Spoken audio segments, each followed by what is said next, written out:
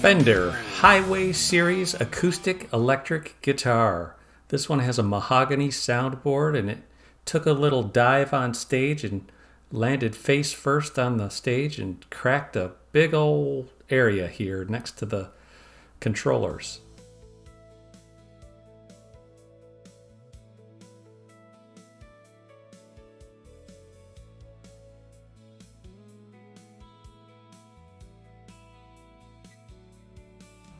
Our challenge today is going to be, well, one, polyurethane that they sprayed in Mexico. It doesn't repair very gracefully, and there's not a lot of room to reach your arm inside or get a clamp in there. Another problem with this repair is that there's a circuit board under those controls.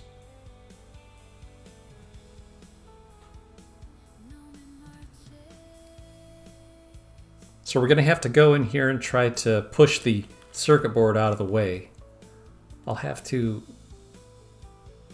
disconnect the nuts from the potentiometers.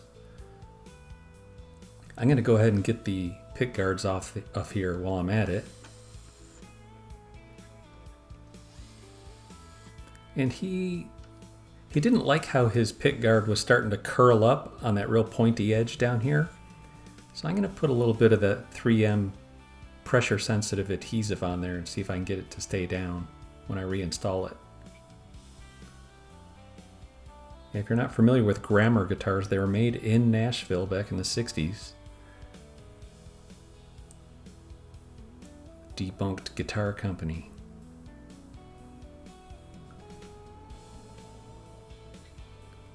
Another challenge that you'll have if you end up trying to do this to one of these is they cinch up the wires with little clips inside, and it was a bear to get that wire off the clip,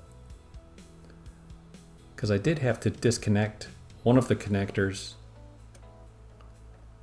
And now that I'm in there and I got the circuit board out of the way, I can see that one of the ends of the X-brace is loose from the Mahogany soundboard. I also have a problem because they put these little veneer washers around the holes for the pots. And for my clamping surface, that's going to make things a little tough. I measured how thick it was, and what I'm going to do is stack about 5 pieces of this Mylar up so that I have a area that's flush with the veneer washer, and I can lay my caul across the two things. The Mylar is good because it doesn't compress at all. I can also use packing tape to thicken up, get it to the same height as the washer.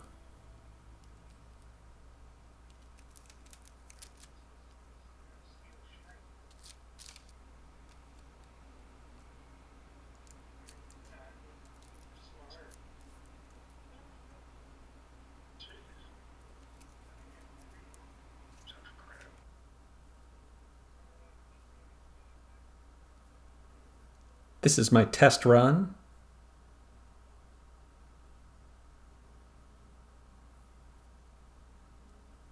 I'll get my hot hide glue all warming up.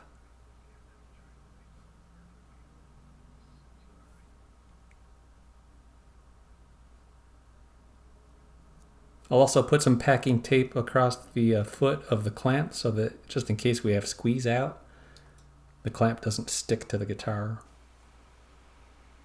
So phase 1 of this repair is going to be the glue up, and then phase 2 is going to be the finish repair.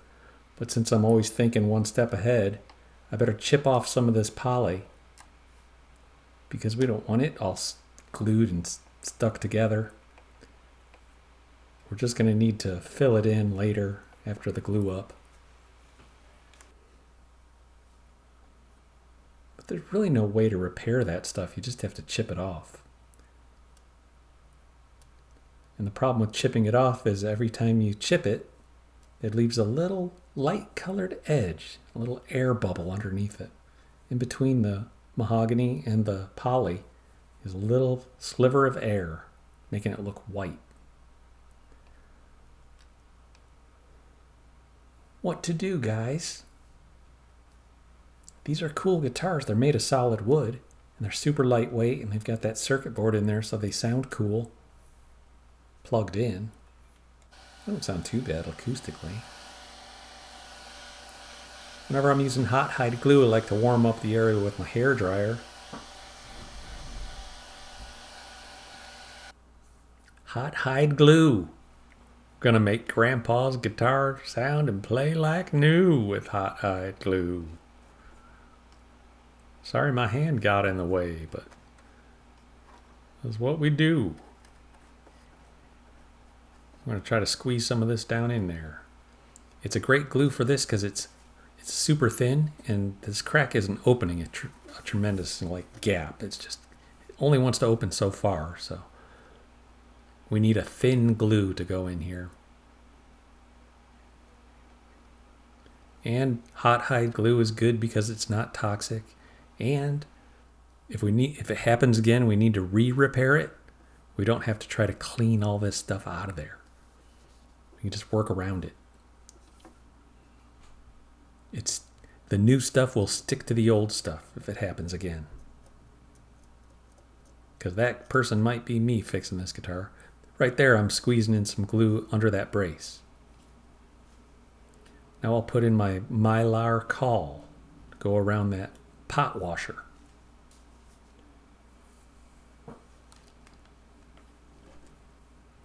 I'll clean up a little, wipe up a little of that squeeze out.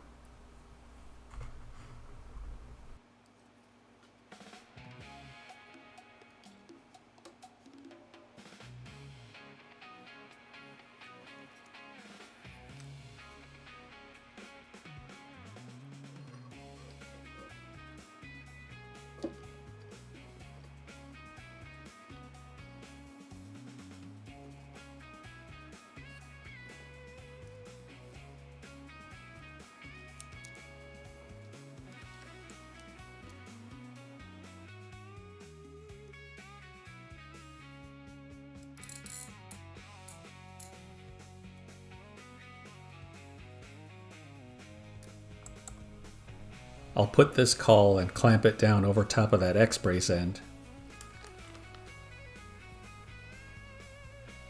Very carefully.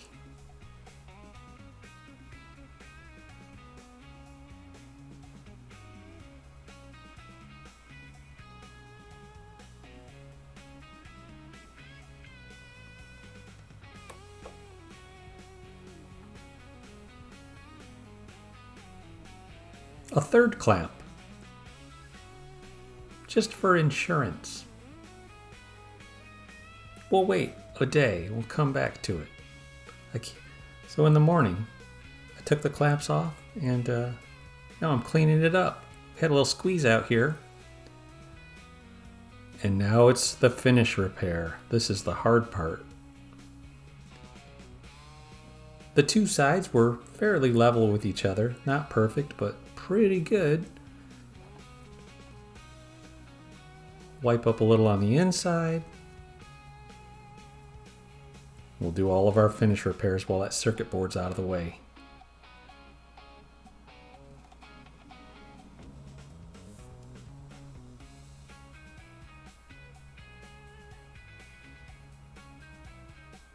Natural mahogany.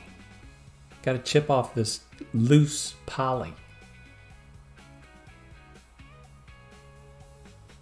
Oh boy. My intention is to keep it as small as possible. I need to find a way to chip this off where I don't make it the whole repair bigger. What I think I'll try to do is I'll take a chisel and hold it down over the finish. Maybe a number 11 X-Acto blade will help me be a little more precise.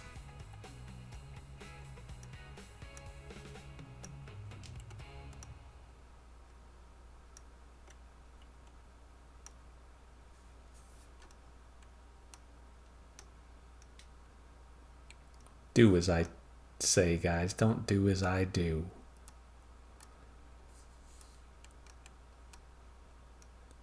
Now coming up in this next segment, I'm going to try, like I said, I'm going to hold a chisel down on top of the finish just to hold it down, and then I'll chisel up to the other chisel. Because what I was doing there wasn't not working so great. Let's try this though. This seems to work good. So we could pry up the loose stuff. And by the way, Fender, you have really bad adhesion. Your finish, it's not sticking to the wood very good. You might want to consider using like some sort of solvent-based finish so that it, connects with the mahogany in a like on a molecular level, because this stuff's just kind of sitting on top. It flakes off too easy. And it was this light brown felt brush tip marker. I thought it'd be a good idea to just kind of paint it in right along the crack.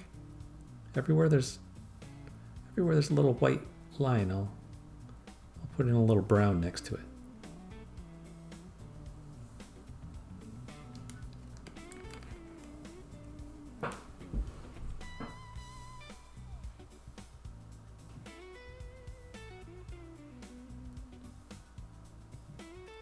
Wipe on poly. I get it from StewMac and then I transfer it into this smaller container since I use it, on occasion. They also sent me some of these little swabs. I think this swab will work good.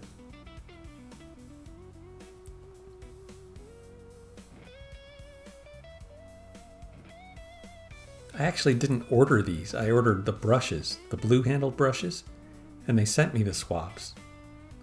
And I emailed them and said, hey, I need the brushes.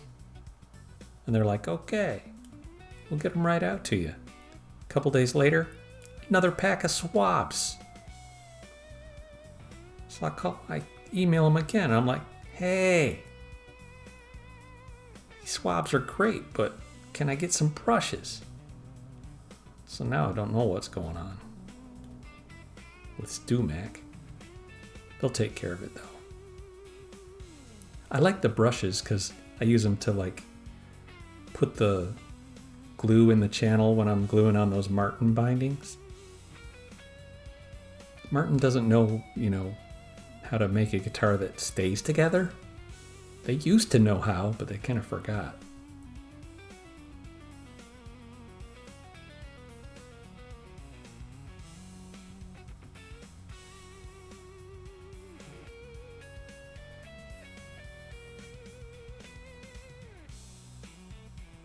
So this wipe on poly, you can reapply it after about 2 hours, but you have to scratch it up. You have to scratch the previous dry layer up to get a mechanical bond with the new fresh poly. That's why I'm using these Scotch-Brite pads.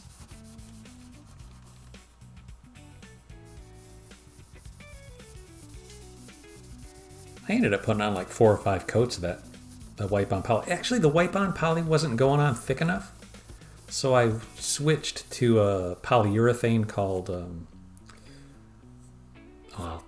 if I remember, I'll tell you what it was, but it's just a standard thick polyurethane. It's not thin stuff or wipe on.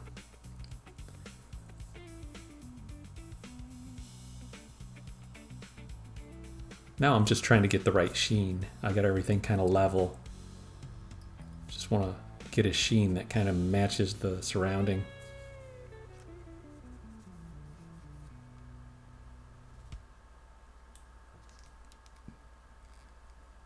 Oh, Endurovar, that's the thicker stuff. Endurovar 2.